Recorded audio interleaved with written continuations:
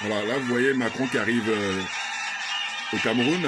C'était donc le 25 juillet 2022. Nous sommes au 21e siècle. Et toujours le folklore, toujours l'humiliation, l'aliénation, le complexe et la corruption. Hein? Hein?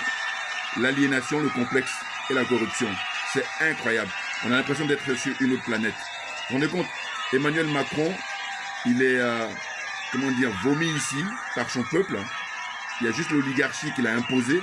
Et en réalité, il ne peut pas avoir de bain de foule comme ça, où des gens sont en train de l'acclamer en liesse. C'est incroyable. Alors qu'on ne vienne pas me dire, oui, mais ils ont été payés et tout. Bon, quand on me dit ça, je dis, bon, d'accord, qui c'est qui les a payés? Ben, c'est Paul Biya, et ben, c'est Paul Biya qui est responsable. Voilà. Ça fait plus de 40 ans, je dis même que ça fait 60 ans, puisqu'il a commencé, il est rentré dans la vie politique au Cameroun depuis 1962. Donc, vous comprenez? Ça fait donc hein, pas moins de 60 ans que ce monsieur est au pouvoir. Hein, et voilà ce que ça donne. Le Cameroun, où les gens sont complètement à la masse, ils sont dans l'anachronisme. On n'a pas l'impression d'être au 21e siècle, on a l'impression plutôt d'être au 20e siècle dans les années 70. Voilà, je m'arrête là.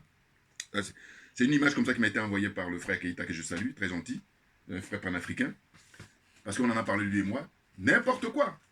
T'as l'impression que le Mali ou la République centrafricaine, ils sont sur notre planète. Alors que le Cameroun, mais je pense que dans la zone CFA, là, c'est le pays le plus riche potentiellement. C'est très important de préciser ça. Potentiellement, ça doit être le pays le plus riche. Zone CFA, c'est-à-dire les 15 pays qui composent le franc CFA. Hein, la zone CFA, avec les Comores y compris. Bonjour à tous. Donc aujourd'hui, nous sommes le 27 juillet 2022. Je reviens à la charge, justement pour donner mon point de vue sur l'arrivée de M. Macron, là-bas, au Cameroun. C'est la honte, hein.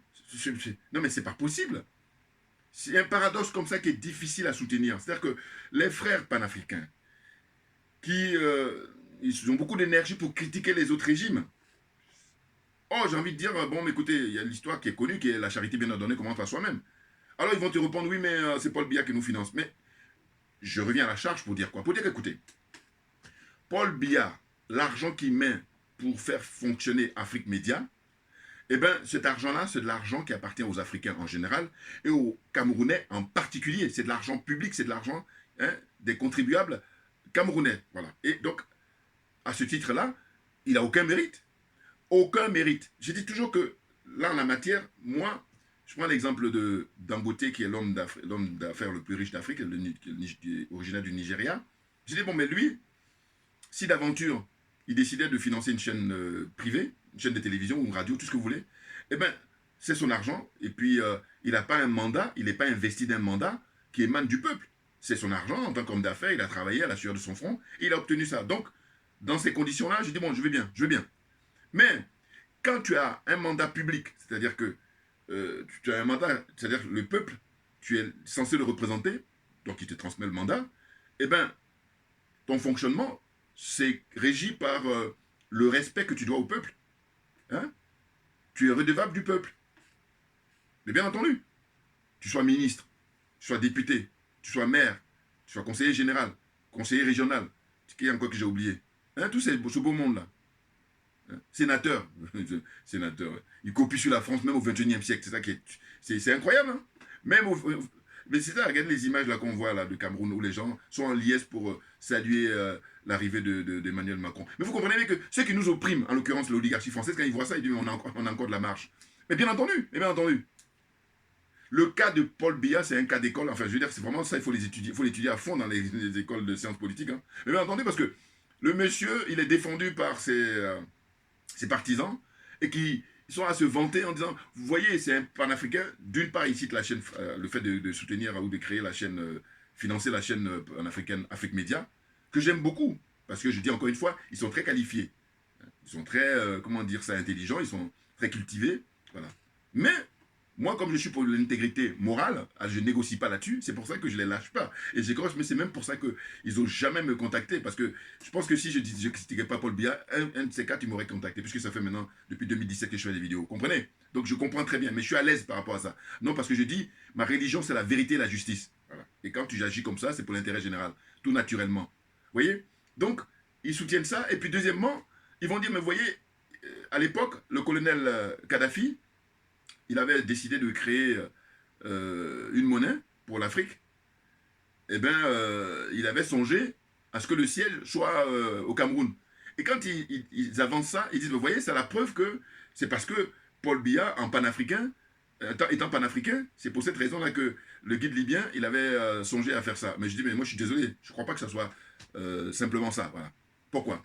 Parce que je dis, mais si tel est le cas, mais pour quelle raison alors Paul Biya n'a pas levé le petit doigt quand on a humilié et qu'on a assassiné le guide libyen? Dites-moi, j'attends la réponse. Ah oui, ah oui. En fait, ça fait longtemps que je pensais à ça. Hein. Puis là, j'ai eu l'occasion aujourd'hui de pouvoir en parler. Mais bien entendu, parce que souvent, ils se vantent sur les plateaux là pour dire ça. Hein. D'ailleurs, des gens comme Bandakani, la grande gueule, voilà.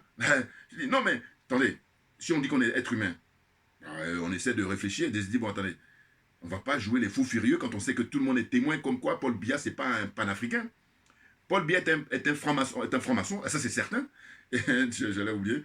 Il est j'allais dire France-africain, bien évidemment. Parce que regardez, il n'est pas allé accueillir, comment dire, Emmanuel Macron à l'aéroport là-bas.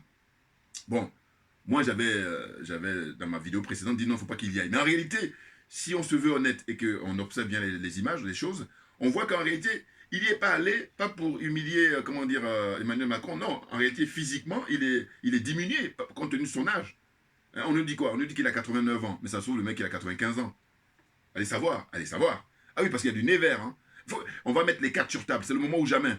Ah oui, et là, c'est pour pouvoir justement faire le point par rapport à tout ça, qu'il n'y ait plus de imagination, de supputation, de... Hein, vous voyez, les arrière-pensées. Non, non, non. Le moment est venu, il faut mettre tout sur la table.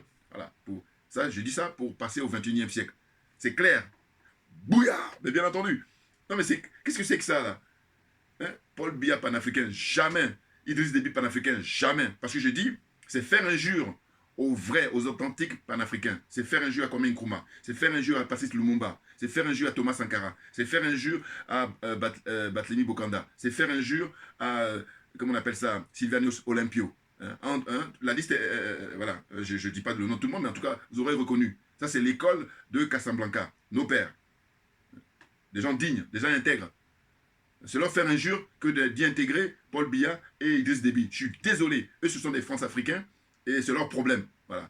Mais qu'on ne vienne pas nous brouiller venez brouiller les pistes. D'ailleurs, je réfléchissais, je dis, mais en fait, c'est marrant. Moi, je suis très critique vis-à-vis du professeur Niamsi en disant que c'est quelqu'un qui est brillant, tout naturellement. Hein. Belle élocution. Alors, on me dirait un homme de lettres, c'est la moindre des choses. D'accord. Bon, mais en tous les cas, lui, ce que je le reproche, et je continuerai à lui reprocher, ce sont les liens qu'il a avec Guillaume Soro. Parce qu'en plus, il est dans une démarche de réhabiliter Guillaume Soro. C'est ça. N'importe quoi. Vous voyez même quand il fait ses vidéos, quand il est chez lui, là, derrière lui, juste derrière lui, il s'est fait exprès. Vous avez la photo entre Guillaume Soro et lui. Alors qu'il pourrait la cacher, mais il s'est fait exprès. Et tout ça, dans votre subconscient, voilà, c'est subliminal. Hein. Et donc, il veut réhabiliter Guillaume Soro. Il y en a qui disent, il est niette, c'est niette. Non, mais attendez. Il a du sang sur les mains. Et je dis, il y a un préalable. Et comme il refuse de faire ce préalable, je dis, mais va à la retraite. Fais-toi oublier, définitivement. Définitivement. C'est comme on a appris dans l'actualité, quelqu'un comme Blaise Compaoré, paraît-il, on le sait, mais je veux dire, je préfère dire paraît-il, parce que c'est surréaliste. Le monsieur, il y avait un procès qui, depuis des décennies, comment dire, est attendu, voilà. Et maintenant, quand ça arrive, bon, on lui demande de venir en tant qu'accusé, eh bien, il reste tranquille là-bas dans ses châteaux, dans ses palais en Côte d'Ivoire, se planquer là-bas, se cacher, trouillard qu'il est. Et puis, donc les procès se déroulent, et je profite pour rendre hommage à M. Aziz, qui lui a milité, pas le seul, mais avec beaucoup de gens, pour que le procès ait lieu. M. Aziz, que j'ai rencontré, je vous dis, en octobre dernier à Montpellier. Bon. Aziz Fall, monsieur qui vit au Canada, je crois, c'est un intellectuel très très brillant, hein, panafricain. Bon.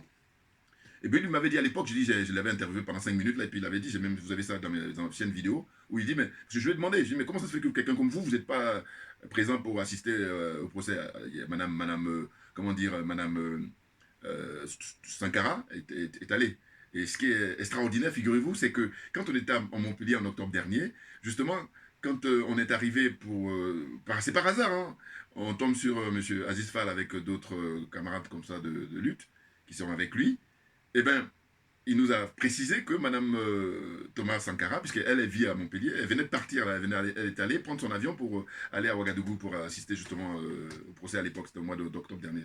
Bon, en gros, ce que je veux dire, c'est quoi? C'est que je dis, les gens d'Afrique Média, le soutien qu'ils apportent, en fait, ils n'ont pas le choix. Mais en fait, il faudrait qu'ils soient discrets. C'est ça qui m'énerve chez eux. Parce qu'ils ne sont pas discrets. C'est-à-dire qu'ils veulent crier sur tous les toits comme Paul Biya et panafricain. Je dis non, rien du tout. C'est un France-africain, voilà. C'est un adepte de la France-Afrique. La preuve. Pourquoi ne sort-il pas de, comment on appelle ça, du franc CFA? Voilà, par exemple. Puis regardez l'accueil qu'il réserve à, comment dire, à Emmanuel Macron, là. Vous voyez? Donc ce que je veux dire, c'est que j'essaie de faire le parallèle pour ne pas m'y perdre. Ce que je reproche à Franklin Nyamsi par son soutien à Guillaume Soro, et puis ce que je reproche aux frères et sœurs d'Afrique Média, principalement les frères, hein, qui sont des fervents, hein, M. Tenda, M. Yamb, M. Bandakani, ils sont là, Paul Biya, non mais il faut arrêter. Paul Biya était un homme de la France-Afrique, hein, d'ailleurs il a été mis par la France, c'est clair, hein, pour évincer Amadou Ahidjo, et d'ailleurs j'ai dit ce serait intéressant d'établir le bilan d'Amadou Ahidjo et puis le bilan de Paul Biya. Ah oui, sachant que les Camerounais sont très brillants, c'est des intellectuels pour la plupart. Bon, en tout cas un bon nombre. Bon, vous voyez, ben, je donne un exercice là. Hein? Dites-moi le bilan d'Amadou Ahidjo et le bilan de Paul Biya. Sachant que Paul Biya, là, il a battu Amadou Ahidjo au point de vue de la durée des mandats. Hein? Et puis, regardez, on apprend, moi ça fait quelques années que j'avais appris ça, Amadou Ahidjo, il est enterré au Sénégal. Mais à un moment donné, quel que soit ce qu'on peut lui reprocher, d'ailleurs, je ne crois même pas qu'il ait fait pire que Paul Biya, voilà, par exemple. Donc, je ne comprends pas que des Camerounais ne se lèvent pas pour dénoncer ça. Il y en a qui le font, hein. Faut pas que je dise n'importe quoi. Non. Mais ce que je veux dire, c'est que ça devait être beaucoup plus. Les gens devaient être plus nombreux. Or là, ben, ils sont tellement dépassés par les événements. C'est pour ça que je dis que la responsabilité incombe à Paul Biya parce qu'il a perturbé les Camerounais, mais grave. Je vous dis, sur le plan politique, sur le plan culturel et sur le plan, comment dire, sociologique, hein, tout ça, il a tout perturbé. Pendant, attendez, 40 ans, c'est pas fini. D'ailleurs, on dit même 60 ans au pouvoir. Bon, 40 ans, parce que c'est en 1982 qu'il a pris le poste de président de la République. Vous voyez? Eh bien, le fait que le corps de son prédécesseur soit là-bas au Sénégal, mais ça n'a pas de sens. Alors que tout ça participe pour la réflexion de l'individu, la réflexion du citoyen, à savoir qu'à un moment donné, il devrait y avoir le rapatriement de son corps et qu'on explique aux générations d'aujourd'hui et puis pour demain, qu'est-ce qui s'est passé. Et ça ne mange pas de pain. Oh, ils ne le font pas. Ils sont là, ils vivent au jour le jour, des idiots, puis ils font le malin. Ça, c'est ce qui me tue. Hein. Je dis, moi, quelqu'un qui fait pas le malin, qui rase le mur, je n'ai rien à dire. Mais c'est quand tu fais le malin, je dis, mais non, mais tu fais le malin, d'accord, mais montre-moi ce que tu fais. Et quand je revois, je dis, mais non, mais franchement, tu devais te cacher. Hein, c'est la honte. Le Cameroun, c'est la honte de l'Afrique francophone. Voire même anglophone, parce qu'il y a le côté anglophone. Bon, mais les anglophones, ils ne sont pour rien. Parce qu'eux, ils ont été exclus pendant des décennies, et puis maintenant, on s'étonne qu'ils cherchent à avoir leur indépendance.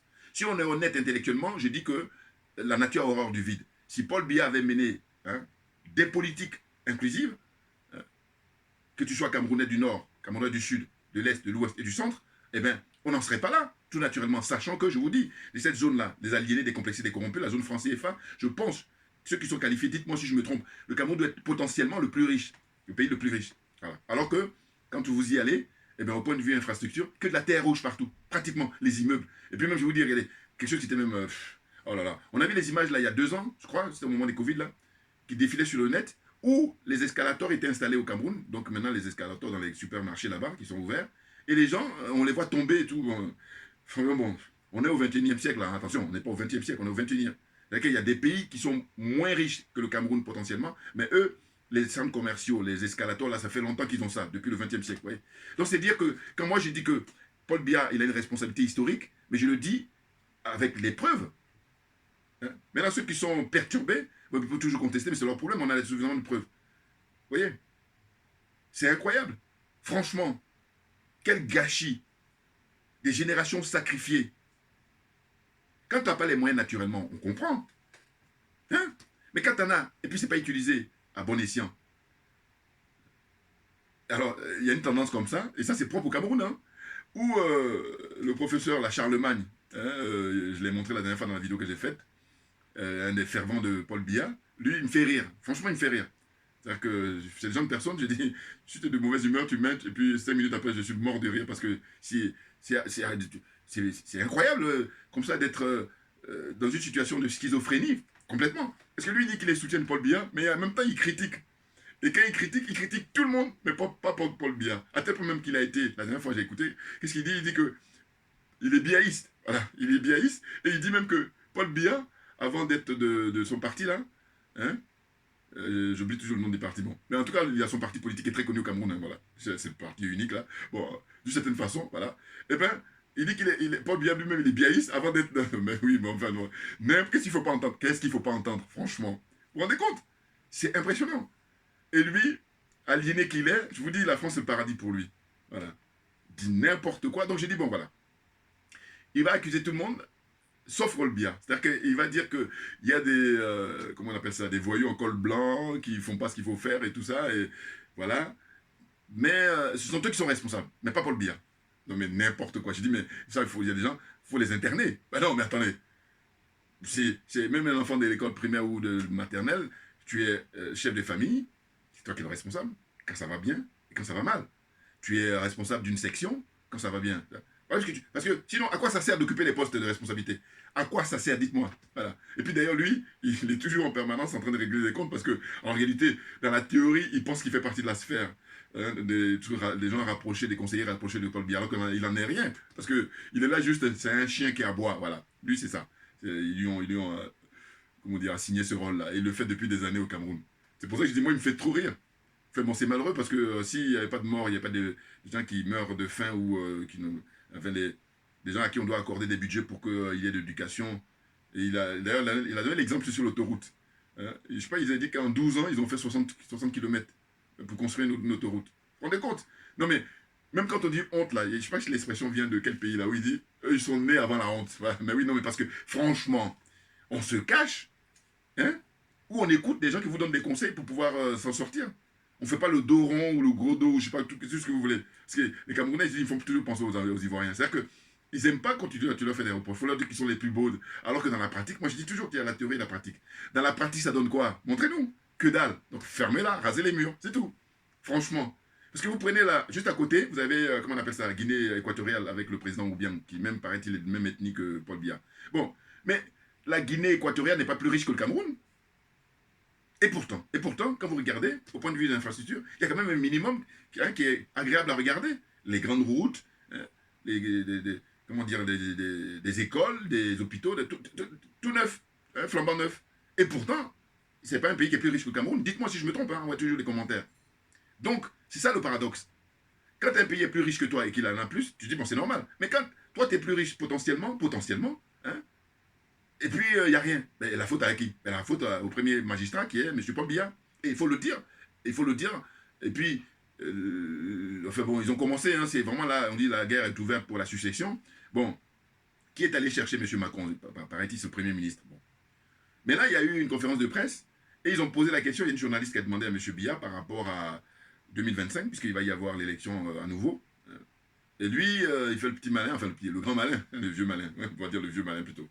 Il dit oui, le moment venu, enfin quand le moment viendra, je vous le dirai si je vais me représenter. Et que le Cameroun est une démocratie.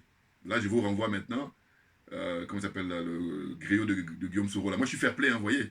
Parce que je dis si les autres ils pouvaient faire ça aussi, ce serait bien, mais non. Parce que moi, le sens du fair play, c'est malheureux que beaucoup de gens n'ont pas. Fair play, c'est que tu acceptes les qualités de l'adversaire. Voilà. Je dis que franchement, il a fait un truc de 12 minutes, là, le professeur Francelin Niamsi. Il s'est mis dans la peau de Paul Biya, qui devrait accueillir, comment dire, Emmanuel Macron. Et je trouve que quand tu observes ça, il a bien campé le rôle. Et c'est pour ça que je dis même, il a potentiellement des moyens d'un comédien pour jouer dans des fictions, par exemple. Enfin bon, bref. Donc, ce que je veux dire, c'est que Paul Biya, il est là, on voit bien qu'il est sénile, on voit bien qu'il est fatigué, voilà. Ça, il doit être bourré de cortisone ou de plein de trucs comme ça pour tenir là, le moment. Non, mais n'importe quoi. Enfin, à un moment donné, bon, évidemment, on a compris qu'est-ce qu'il attend, c'est de mourir au pouvoir. C'est très clairement. Maintenant, il faut que les gens réfléchissent parce qu'ils en réfléchissent, mais je ne suis pas sûr qu'ils réfléchissent sérieusement. Parce que regardez le cas de la Côte d'Ivoire, Oufo-Boigny. Oufo-Boigny croyait que lui, il était immortel. Je crois que d'une certaine façon, Paul Biya aussi doit être dans ce délire, encore que. Mais ce que je veux dire, c'est que quand il sera plus vivant, ce monsieur-là, mais ça va être ça va être terrible. Parce que il y a trop de choses qui n'ont pas été faites pour qu'il y ait une continuité. Ah ben c'est clair. Je dis, prenez l'exemple de la Côte d'Ivoire. Si il y avait le travail qui était fait, mais on ne serait pas à faire des guerres où, comment dire, il y a au moins 30 000 morts. Qu'on ne parle pas de 3 000, hein, parce que moi je dis, je m'inscris en faux. Et ce sont les paresseux, là je dis quand je suis gentil, puis les malhonnêtes qui vont dire 3 000 morts. Voilà, on est d'accord. Hein? Les événements en Côte d'Ivoire, c'est au moins 30 000. C'est-à-dire que si tu es au minimum, c'est 30 000. Et maintenant, tu peux augmenter. Sans compter les gens qui sont morts à l'extérieur. Qui sont, qui ont fui la guerre et tout ça. Bon. Donc, pour revenir au Cameroun, il y a ce problème qui se pose. Paul Biya, aujourd'hui, théoriquement, dit 89 ans, mais en réalité, moi, je dis il a plus que ça. C'est clair. Mais oui. Parce qu'à l'époque, il faut que j'explique ça. Il y a des gens qui savent, mais il y a les jeunes là qui ne savent pas. C'est parce qu'il n'y avait pas les moyens, c'est-à-dire l'état civil, les mairies et tout ça. Ce qui fait que quand les gens naissaient, bon, mais c'était au feeling. Et puis, il fallait aussi, suivant où tu es né, il y a des gens qui étaient campagne éloignée là-bas, il n'y a rien. Donc, tu es arrivé à un certain âge. Bon, des fois, il y a des erreurs. Hein, c'est-à-dire qu'on peut te donner plus alors que tu as moins. Ou on te donne moins alors que tu as plus. Mais bon, ainsi de suite. Vous voyez, c'est pas comme ceux qui, par contre, ont la chance, quand ils naissent, tout est établi. Il y a les registres de l'état civil, il y a les mairies et tout ça. Et donc, on y va. On informe tout de suite, même à la maternité, on enregistre tout. En fait, on extrait de naissance et tout ça. C'est clair. Hein, même à l'heure précise, par exemple. Voilà. Mais ça n'a pas toujours été le cas. Donc, c'est pour ça que je dis, il n'y a pas de honte à dire les choses maintenant. Parce que c'est une réalité. Et dire le contraire, c'est une fuite en avant, comme ça, pour entretenir justement les fantasmes ou les mensonges, et ça ne m'intéresse pas.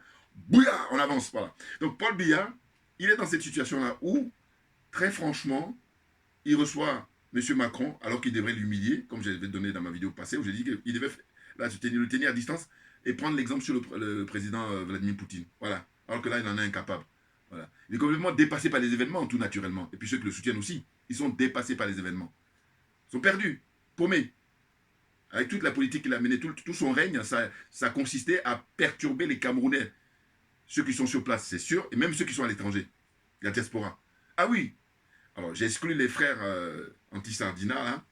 Mais les frères anti-Sardina, moi, franchement, j'étais milité avec eux, notamment au Trocadéro, à Paris, ici. On a manifesté pour demander la libération du professeur Maurice Kamto. Mais je dis, quelle est la position du professeur Maurice Kamto en ce qui concerne le franc CFA, en ce qui concerne la France-Afrique? C'est ça. Okay. Parce que sinon, si il veut juste prendre la place de Paul Biya pour après dire, vous savez, moi, je vais être plus gentil que lui. Non, non, non, non, non. Il est hors de question. Voilà. Parce que je dis, le Cameroun avait plus de 30 millions d'habitants. Il y a des gens qui sont courageux, il y a des gens qui sont patriotes, et c'est à eux qui doivent revenir au pouvoir pour répondre aux aspirations du peuple camerounais, du peuple africain. Vous comprenez? N'importe quoi. Donc là, lors de cette visite-là, hein, qui est terminée d'ailleurs, parce que je crois qu'au moment où je parle, il est arrivé maintenant au Bénin, l'autre voilà, colonie, hein, bien entendu, avec M. Talon. Je vous dis, j'ai fini d'abord avec le Cameroun, après je vais terminer avec le parti Talon. En fait, on nous dit quoi? On nous dit que voilà, monsieur, comment on appelle ça? Très franchement, je vous dis, j'ai pas pris le temps de regarder parce que, enfin, quand je regarde, je vais que prendre le temps d'écouter la conférence des potes. Non, non, non, parce que c'est bon, hein, voilà. On en a vu déjà, alors on va pas. Pas de... Moi, je suis pas maso, voilà, c'est ça qu'il faut comprendre. Et donc, rapidement, comme ça, j'ai regardé, très rapidement. On apprend que monsieur Macron, comme d'habitude, il dit qu'ils vont mettre en place, comment on appelle ça, une commission ou je sais pas quoi d'intellectuels pour. Justement parce qu'il y a des organisations, des associations qui ont milité là-bas pour dire qu'il est question que la France s'excuse par rapport à toutes les atrocités qui ont été commises vis-à-vis du peuple camerounais, avec, j'ai cité les pères de l'indépendance, hein, les Moumiés, tout ça. Voilà. Il est question de ça. Et il vaut mieux parler de ça plutôt que de parler de aide. Hein, parce que là, c'est la pure escroquerie qui n'a jamais existé. Vous comprenez? Donc, il dit ça, mais ça, c'est pas nouveau. Vous regardez avant lui, et puis même lui-même, hein, à chaque fois, on va créer, c'est d'abord pour gagner du temps, et puis deux aussi, il se fait plaisir. Puis il a le culot, j'ai écouté un peu hier, j'ai écouté un petit peu quand même. Il dit, oui, alors quand on va faire les recherches, on va voir qu'ils sont impliqués aussi les dirigeants camerounais de l'époque. Voilà. C'est fou, hein? Les mecs, ils sont en tant qu'impérialistes, en tant que colons, ils ont commis des atrocités sans rien respecter. Même pas les trucs conventionnels, parce que le napalm, tout ça, ça a été utilisé à l'époque. C'est que ce qui était important pour eux, c'est d'éliminer tous ces gens-là qui étaient des patriotes, qui défendaient simplement leur liberté, qui défendaient simplement l'indépendance et la souveraineté de leur pays, et ils ont payé le prix cher. C'est pour ça que je dis, tous les dirigeants camerounais, franchement, avec la mort comme ça atroce des pères d'indépendance, franchement, vous avez une responsabilité historique, et Dieu seul sait. Dieu seul sait. Enfin, excusez-moi, parce que c'est vrai que je dis ma religion, c'est, comment on appelle ça, la vérité, la justice. Mais bon, quand je dis Dieu, moi j'entends d'une autre façon. Hein, voilà, c'est pas le Dieu habituel où on va à l'église, machin. J'espère qu'on m'a compris. J'espère qu'on m'a compris. Vous voyez? Donc il y a ça. Et même il y avait dans le cortège là, de Macron, là, évidemment, c'est pas étonnant, hein, Achille Mbembe, n'importe quoi, tu vois. Mais franchement, les mecs qui sont paumés, diplômés, hein, certes, mais pas intellectuels, c'est clair. Corrompus, certains. Qu'est-ce qu'il y a encore aliénés, oui, ça c'est sûr. Hein. Corrompus, hein, moralement d'abord, et puis matériellement, parce que j'imagine que quand on lui demande de faire des travaux et tout, il bénéficie du confort. Hein. Tu as le billet d'avion, tu as l'hôtel où tu sièges, en fait, tu dors et tout, voilà, tu séjournes, en fait, n'importe quoi. N'importe quoi. Et puis, là, j'en termine pour le Cameroun, c'est Monsieur Macron, avant de finir sa visite, je crois qu'il a été rendre visite à Yannick Noah. Bon, je rigole pourquoi? Parce que Yannick, il faut dire que je l'ai déjà rencontré ici à Paris. Je l'ai rencontré, et à l'époque, là je dis, parce que je l'avais déjà dit dans mes anciennes vidéos, mais je le dis pour que ceux qui n'ont pas connaissance de mes anciennes vidéos. En fait, quand je l'ai rencontré, ce qui m'est venu à l'esprit, je lui ai dit, écoute, c'est vrai que tu t'es retiré des restos du cœur, mais crois-tu que Coluche, s'il était encore vivant, il allait cautionner cette espèce de messe chaque année des restos du cœur? Eh bien, je vous dis, quand je lui ai dit ça, ce qui est bien, c'est qu'il est très respectueux, Yannick. Il m'a regardé, il a mis quelques minutes, hein, il ne s'est pas précipité à me répondre. Et quand il a pris le temps de me répondre, maintenant, il m'a dit, oui, mais tu sais, c'est vrai ce que tu dis, mais ça répond à, je ne sais pas combien de repas qu'ils servent chaque année. Voilà, il a répondu dans ce sens-là. Mais moi, ce que j'ai observé chez lui, c'était vraiment quelqu'un de courtois, quelqu'un de respectueux, parce qu'il aurait pu me prendre de haut, vas-y, j'ai pas le temps. Non, parce que c'est une superstar, Yannick Noah. Mais ça n'empêche que, moi, j'ai mes préférences. C'est quelqu'un que je respecte parce qu'il est très humain, mais n'empêche qu'il est dans la France-Afrique, et là, pour le coup, mais à fond. À fond. C'est vrai qu'il nous a fait rêver à l'époque, quand il a remporté Roland Garros, et puis certains tournois, je pense notamment à Forest Hill aux États-Unis. Bon, il ne faut pas le cacher, il nous a fait rêver. Voilà. Mais, quand le temps passe, et on voit, quand je dis toujours qu'il faut présenter le bilan, la France-Afrique, eh oui, ce serait intéressant. Parce que les générations se succèdent, et qu'est-ce qu'on voit? Ça n'a pas toujours été les jeunes Africains qui meurent dans la Méditerranée, ou même au Cameroun. Hein. Les gens qui n'ont pas à se soigner, les gens qui n'ont pas à manger, les gens qui n'ont même pas la possibilité de se déplacer. Les routes sont dans des états catastrophiques. Et là, Yannick Noah, ils sont sur une autre planète. C'est incroyable, hein? C'est incroyable. Mais pareil, vous allez rendre des comptes au peuple africain en général, et le peuple camerounais là en l'occurrence. Sinon, c'est trop facile. Sinon, c'est trop facile. Si on dit qu'on vit en société, mais il faut quand même un minimum pour les gens. La dignité des gens, vous en faites quoi? Vous parce que c'est ça en fait. Vous échangez les miettes que vous avez avec la dignité de la grande majorité. C'est ça, en réalité. Tous ceux qui sont France-africains. Je le dis là aujourd'hui. Je le pense depuis toujours. Puis j'ai dû le dire d'une autre manière, mais en tout cas, c'est ça que je pense profondément. Les France-africains, c'est-à-dire ceux qui sont pour la France, le système de la France-Afrique, ça perdure. Eux, le minimum qu'ils ont là, les miettes qu'ils ont, eh bien, ils prennent ça et en échange, ils sont prêts à continuer le chemin pour écraser, pour tuer la grande majorité des Africains. Et nous disons non. Et c'est terminé. Là, vous êtes en train de vivre vos vieux jours. Là. C'est les derniers jours que vous vivez. C'est terminé. Ah mais non, attendez. Qu'est-ce que vous voulez faire? La vérité, elle finira par triompher. Tout naturellement. Clairement. Donc là, il reçoit Macron là, dans son village, là-bas, en fait, parce que lui, il est chef de village. Voilà. Bon. Je dis, Yannick, c'est difficile parce que je vous dis, moi, quand je l'ai rencontré, voilà, c'est là où c'est bluffant, au sens où il aurait pu être désagréable, hein, parce que voilà, il est libre, un citoyen libre, quand je le parle comme ça, et simplement ça montre aussi l'éducation et les bonnes éducations là. Parce qu'il m'a répondu comme s'il me connaissait ou si. Mais très simplement en disant oui, bon, son argument évidemment ne tient pas. Je dis simplement que là où peut-être il peut s'en sortir, c'est que lui, il n'est pas resté longtemps dans les restos du cœur. Mais cela dit, pendant quelques saisons, il était dedans. Et c'est pour ça que j'ai attiré son attention à ce propos-là. Bon, pareil, mes anciennes vidéos, vous allez voir, j'ai fait des vidéos où j'ai parlé des restos du cœur, où j'ai parlé même en longueur. Je vais peut-être revenir là-dessus aussi, parce que ceux qui sont abonnés maintenant avec moi nouvellement, ils vont voir quelle est mon approche sur la France, avec les 440 milliards au minimum qu'elle prend à l'Afrique. Comment se fait-il que ce soit le pays au monde où il y a autant d'associations, hein? Resto du cœur, qu'est-ce qu'il y a encore? Lino Ventura, qu'est-ce qu'il y a encore? L'Abbé Pierre, qu'est-ce qu'il y a encore? Plein comme ça. La Croix-Rouge, on me dirait c'est suisse ou je sais pas. Mais il y a trop d'associations humanitaires, voilà, les ONG là. Il y en a trop. Et très souvent, c'est demander de l'argent aux citoyens.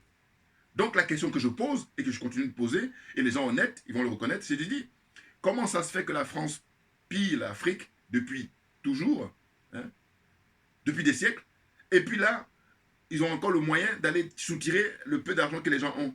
En leur disant, oui, faites preuve de générosité, mais non, mais c'est un pays de malades. Je suis désolé, là je prends des risques en disant ça, parce que moi je vis ici. Ouais. Mais qu'est-ce que je le crois profondément, voilà. Puis tranquille, voilà. Je suis un citoyen libre.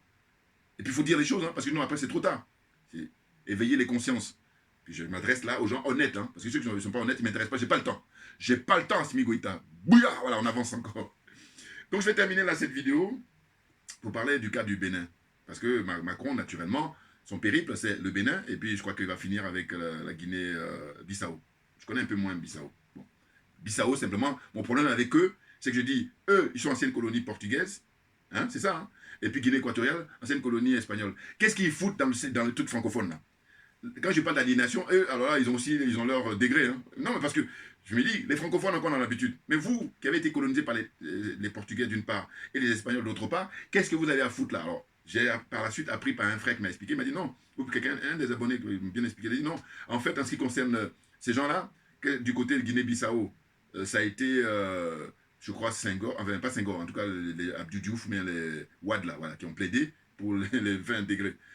Si je ne me trompe pas. Et puis, concernant Guinée équatoriale, c'est plutôt Ouma Bongo, un président du Gabon, voilà, qui a fait les jeux de séduction pour introduire... Oui, mais c'est n'importe quoi, parce que quand on t'emmène dans un truc qui est intéressant pour ta dignité, qui est intéressant pour ton épanouissement, qui est intéressant pour enrichir tout le peuple, d'accord. Or là, c'est le contraire. Hein? Le franc CFA, le mécanisme, c'est la continuité de l'esclavage de l'homme noir, de l'homme africain. Rien d'autre que les prix qualifiés là. Donnez-moi les commentaires. Allez-y. N'importe quoi. Bouya! Voilà, donc, on va terminer avec Patrice Talon. Patrice Talon, lui, c'est qui? Ben, c'est le président du Bénin, un homme d'affaires, voilà. Alors, évidemment, il impressionne les Béninois, et puis d'autres gens qui voyagent au Bénin. Moi, je regarde les images, parce que je n'ai pas encore eu le temps d'aller au Bénin. Mais, ce qui m'inspire, c'est simple. Je dis, Patrice Talon, lui-même, il a dit, hein, c'est même pas moi, il dit qu'il a deux personnalités comme ça, voilà. Il y en a d'autres, mais en tout cas, il l'a cité. Moi, je me rappelle quand il a pris le pouvoir au début, je suivais depuis près, je ne le regarde plus, parce qu'au début, beaucoup de gens ont fait une espèce de confiance, hein, parce qu'on s'est dit, Yahi Boni, le plouc, là, il a fait n'importe quoi, il était complètement... Enfin, bon. Puis j'ai dit, lui, il faut qu'il aille à la retraite, parce qu'il nous fatigue, là. La France-Afrique le récupère encore pour aller dire qu'il faut qu'il aille dans les réunions, n'importe quoi. Enfin, bon, bref. Donc, en fait, Patrice Talon, il y a Kagame d'une part, et puis il y a le président Ouattara d'autre part, c'est-à-dire que la Côte d'Ivoire et le Rwanda, voilà. Il a ça comme, comment on appelle ça, modèle, voilà. Mais, il n'a pas le charisme d'un Kagame. Kagame est un homme digne. Kagame ne va pas passer son temps à solliciter des audiences auprès de Macron pendant le premier mandat de Macron. Patrice Talon, il a passé son temps à demander des audiences qui n'ont pas été accordées. Il a été humilié à plusieurs reprises. Ça, il faut le noter. Vous voyez? Donc, il manque de dignité. Et quel modèle? Alassane Ouattara. Donc, il construit, voilà, c'est ça. Mais Alassane Ouattara, franchement, si c'est pour que les goudrons, là, dès qu'il y a une saison de pluie et puis tout, donc c'est n'importe quoi. Hein? Enfin bon. Mais ce que je veux dire par là, c'est que je dis, en ce qui concerne le Bénin, où les gens observent que oui, mais vous voyez, il est en train de construire et tout. Mais je dis, mais ça me fait penser à Houphouët-Boigny, qui à l'époque avait construit la Côte d'Ivoire. Mais le problème, il n'est pas là. Puisque si c'était ça l'essentiel, eh bien, aujourd'hui, la situation de la Côte d'Ivoire, on ne serait pas là avec des couteaux qui sont cachés sous la table, et puis on attend que l'autre tourne le dos pour lui planquer. C'est ça, hein, genre, en termes d'image, je vous donne. Voilà. C'est rien d'autre. Conan Bédier, Alassane Ouattara, Babo Laurent, ils sont dans cette configuration-là. Je n'exagère rien du tout, il n'y a pas de caricature. Hein? Ils sont aux aguets comme ça pour voir si toi tu tournes la tête, paf, allez. N'importe quoi. Donc c'est pour dire quoi? C'est pour dire que Talon, ce qu'il devrait plutôt faire, comme là, c'est pas... Parce que lui, il a privatisé le pays, hein. C'est ça qu'il faut comprendre. Parce que toutes les entreprises, enfin tous les trucs qui sont normalement au niveau, qui appartiennent à l'État, eh bien lui, il s'est approprié avec ses copains. C'est ça. Et je dis, mais moi, jamais, Patrice Talon, je vais considérer qu'il fait du bon travail. Non. Je dis, c'est une bombe à retardement, puisqu'on a l'expérience de la Côte d'Ivoire. Parce qu'il faut mener des politiques inclusives. Et dire ça, mais c'est le b.a.-ba en ce qui concerne le domaine public. Bien entendu. Parce que quand tu as ton entreprise, là, comme ça a été le cas, il est très malin. Ça, par contre, il ne faut pas lui nier ça. C'est un monsieur qui est très malin, très filou. Très filou. Bon. Mais dès lors que tu commences à venir dans le champ politique, moi je dis non, la donne n'est pas la même. Or, lui, il mélange tout le monde. Je vous dis, c'est un monsieur qui a réussi à corrompre toute la société béninoise. Même les religieux, ils sont tous corrompus là-bas. Bon, il n'y a pas qu'au Bénin, mais lui, il a fait ce travail-là. Il a corrompu tout le monde politique, quels que soient les bords. C'est pour ça qu'il maîtrise, il sait qui est qui. Voilà. Et c'est pour ça même que ça a été facile pour lui. Par contre, je trouve qu'il a été d'une méchanceté inhumaine vis-à-vis de Ajavon. Ah oui, ça je m'en souviens toujours. Parce qu'Ajavon, c'était celui qui a fait... bon, paraît-il que c'est Ajavon qui avait gagné. Bon, ça, j'en sais pas mal. Ce qui est sûr, c'est que je sais que quand l'élection a eu lieu en 2016, si je ne me trompe pas, eh bien, Ajavon, c'était le faiseur de roi. Parce qu'on avait d'une part Patrice Talon et d'autre part Zinsou. Bon, lui étant arrivé troisième, c'est lui qui était le faiseur de roi. Donc il aurait pu choisir, et même le pauvre, il doit regretter, parce que il dit ce que Talon lui fait subir, eh bien, Zinsou ne l'aurait pas fait.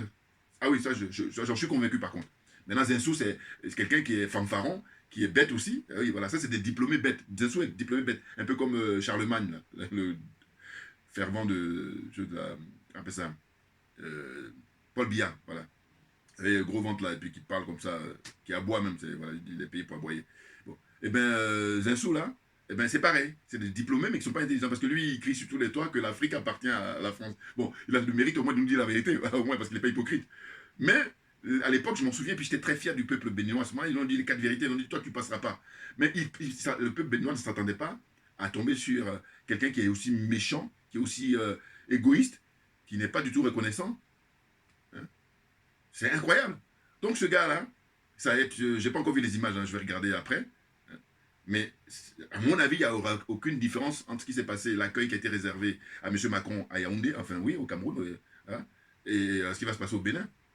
Eh oui, je dirais même que Talon lui va faire même encore mieux que le Cameroun, au sens de l'aliénation, au sens du complexe, au sens de la corruption. C'est-à-dire que montrer à Macron que voilà, c'est moi qui suis le chef de ce pays, le dirigeant, le dieu, ouais, ouais, ouais.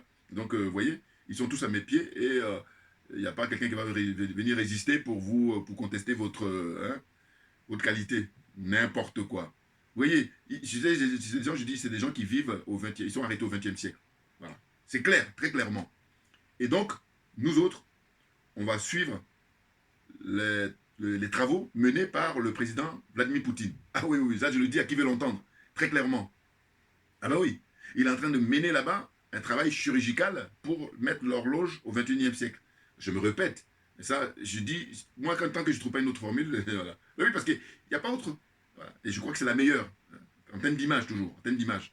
Le travail qu'il est en train de faire là-bas, il est en train de mettre l'horloge au 21e. Parce que les gens de l'OTAN, là, l'empire du mensonge et la religion du mensonge, eux, ils vont bloquer au 20e siècle.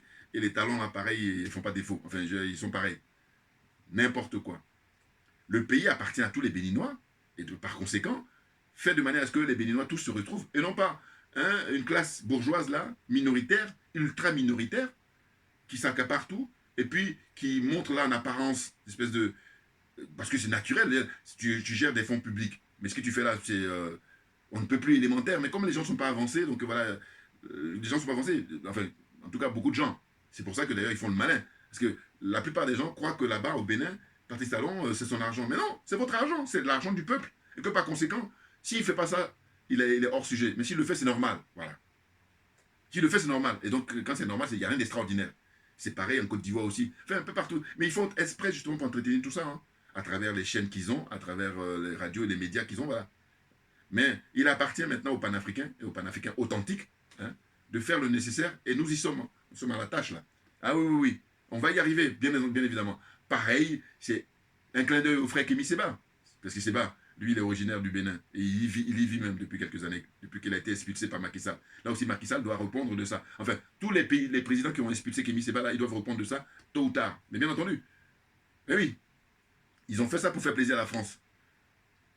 D'ailleurs, pour ne pas oublier le clin d'œil à la sœur Yamb, parce que je crois qu'elle avait posté, avant que Macron arrive au Cameroun, elle avait dit que voilà, là je suis au Cameroun, parce qu'elle je crois qu'elle séjourne là-bas au Cameroun, là, actuellement.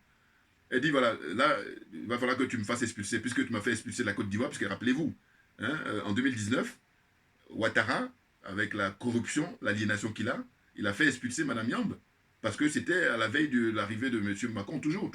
Là, elle, maintenant, elle essaie d'ironiser là-dessus en disant voilà, là je suis au Cameroun, là je suis chez moi, fait qu'on m'expulse. Bon, c'est pas la même configuration parce que voilà, voilà, c'est-à-dire que au Cameroun, bon, ils sont dans le paradoxe, voilà, parce que c'est vrai que il y a quand même les médias libres, ils disent des choses, sauf faut pas parler mal de Paul Biya, voilà. Mais en Côte d'Ivoire, tu n'as même pas le droit de critiquer la France. Voilà. On en est là, c'est ça la différence, une différence majeure. Tu peux critiquer la France au Sénégal, Tu peux critiquer la France, comment dire encore, en Centrafrique, au Mali, voilà. Mais en Côte d'Ivoire, non. C'est ça qui pose problème. Et je dis, mais ils sont complètement dans la lobotomie. Et puis, comme on dirait le frère Léon, mais il a dit, mais Ouattara, il a domestiqué son opposition. Et les choses sont claires, malheureusement. Malheureusement. Donc, pour terminer maintenant avec Patrice Talon, c'est de dire que le peuple béninois va le chasser le moment venu. Le peuple béninois va le surprendre. Alors, j'espère, quand je dis ça, c'est de l'espoir que je fonde. Et c'est vrai que le frère Kémy, il a été interrogé sur le fait que est-ce qu'il allait manifester. Il a dit non, qu'il manifeste déjà en temps normal, il n'a pas envie de faire du spectacle là pour se faire sur la honte devant, en fait, donner ce plaisir là à monsieur, comment dire, Macron. C'est très intelligent de sa part d'avoir cette réaction là, bien entendu. Donc on n'a aucun reproche à lui faire puisqu'il manifeste. Moi je souhaite que pour les années à venir, qu'il puisse briguer la magistrature suprême au Bénin. Ça aura de la gueule, bien entendu. Parce que j'aime bien les choses qui ont de la gueule. Puis il le mérite. Mais par contre, il faut être convaincu de ça. Et puis il faut se donner les moyens. C'est pas facile, c'est vrai. Mais il faut commencer déjà psychologiquement à être prêt. Et oui, parce que si psychologiquement tu n'es pas prêt, tu ne pourras pas y aller. Hein. C'est clair. Bon, voilà. Je termine là. Hein, et puis j'espère que vous m'aurez suivi, vous m'aurez compris. Merci en tout cas toujours pareil pour votre fidélité. Et puis à très bientôt. On lâche rien parce que évidemment c'est nous qui avons raison. Il ne faut pas cesser de le dire.